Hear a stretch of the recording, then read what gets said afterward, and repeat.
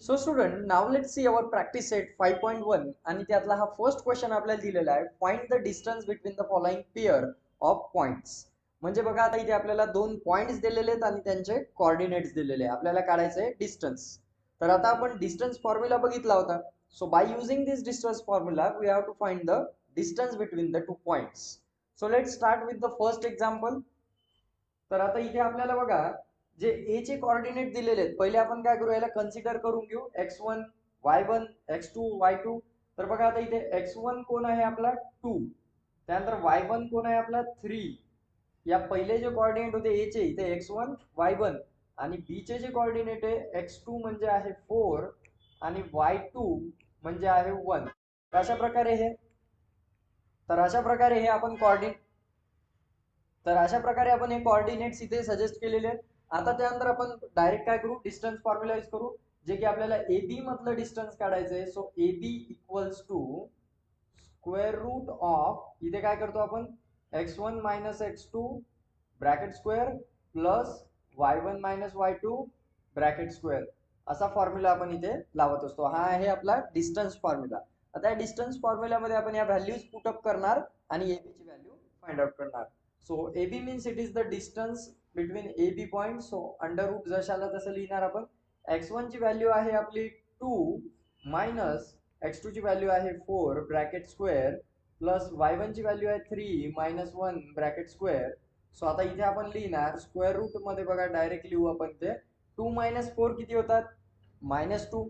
So आता इथे मी लिहिणार -2 आणि याचा स्क्वेअर प्लस 3 मधून 1 गेला 2 याचा square. So equals to under root मध्ये -2 चा स्क्वेअर होतो 4 प्लस 2 चा स्क्वेअर होतो 4. सो 4 प्लस 4 8 आणि स्क्वेअर रूट मध्ये राहतं 8. तर ए बी चं जे डिस्टन्स आहे अंडर रूट 8 आहे. आपण याला अजून सॉल्व्ह करू शकतो. समोर बघा, 8 ला जर आपण सिम्प्लिफाय केलं तर A B equals to square root मध्ये लिहू शकतो 4 मल्टिप्लाय बाय 2. 8 ला आपण असं लिहू शकतो. असं का लिहिलंय, कारण यामध्ये बघा 4 चा जो स्क्वेअर रूट आहे तो 2 बाहेर निघतो. म्हणजे आपण याच्यामध्ये असं लिहू शकतो की A B equals to 2 under root 2. तर this is our final answer and this is the distance between the point A B. So simply we can find out like that. तर आता बघू आपला नेक्स्ट क्वेश्चन, क्वेश्चन नंबर 2, यामधला बी. ठीक आहे. तर आता इथे बघा, तर आता इथे आपल्याला आपण डायरेक्ट डिस्टन्स फॉर्म्युला यूज करू. आता इथे जसं कन्सिडर केलं होतं हे तुम्ही करू शकता, x1 y1 x2 y2. Direct distance formula घेऊ आपण. pq equals to square root मध्ये डिस्टन्स फॉर्म्युला टाका, x1 minus x2 bracket square plus y1 minus y2 bracket square.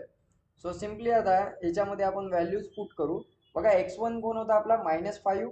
So -5 minus x2 कोण आपला -1. सो -1 हे झालं आपलं याचा स्क्वेअर प्लस, आता इथे बघा y1 कोण आहे आपला 7 मायनस y2 कोण आहे 3.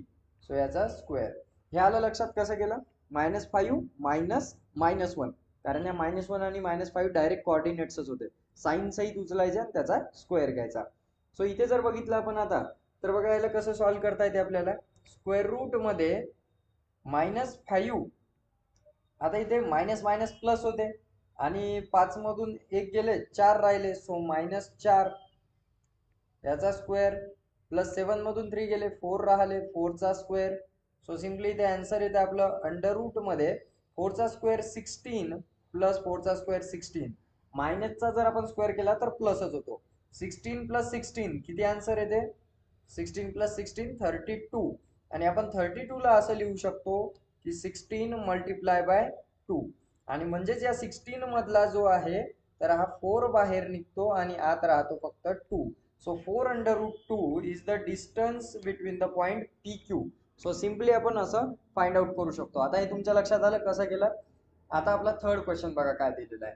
आर आणि एस चं डिस्टन्स काढायचं. इथे सुद्धा फॉर्म्युला लावायचा आहे. So R S is equal to under root मध्ये आपण काय करणार, डिस्टन्स फॉर्म्युला लिहिणार, x1 minus x2 bracket square plus y1 minus y2 bracket square. So simply इथे आता व्हॅल्यूज पुट करू. बघा, x1 ची व्हॅल्यू आहे 0 मायनस x2 ची व्हॅल्यू सुद्धा आहे 0. सो याचा स्क्वेअर प्लस y1 ची व्हॅल्यू आहे -3 मायनस y2 ची व्हॅल्यू आहे 5/2. So this is the square.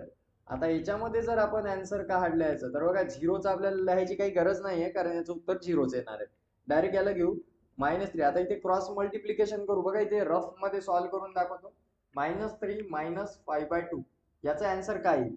आता या 3 च्या खाली काय नाही म्हणजे 1 आहे. क्रॉस मल्टिप्लिकेशन करू शकतो.